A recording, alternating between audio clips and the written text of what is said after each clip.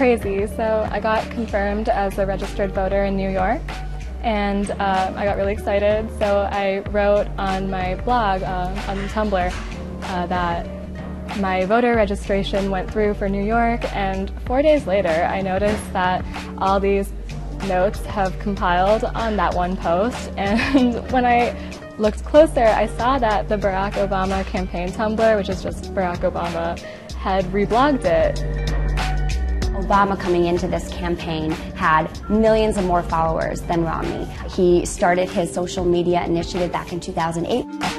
Barack Obama is using everything from Facebook to Twitter to Instagram to Google+. He has a blog on the microblogging site Tumblr. The user base here is a lot younger than on some of the other sites. So he's having a little bit more fun with it. For example, at the top of his page, which was just posted about an hour ago, is a quote from Bruce Springsteen.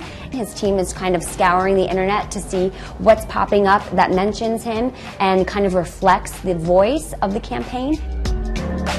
If you look historically back to Roosevelt and Reagan, you sort of see that the candidate who seems to understand technology often has an advantage sort of going in, because they use technology to show that they are up with the times, if you will, that they know how people talk, that they know how people communicate.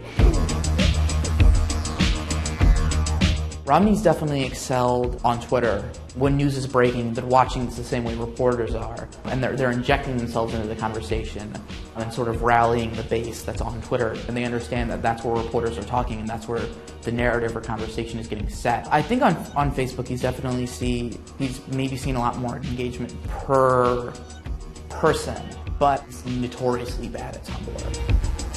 We've seen both in 2008 and in 2012 the Obama campaign having an edge over the Republican candidate in terms of its use of digital technology to reach constituents and to reach voters. But the sort of makeup of Twitter and social media skews younger.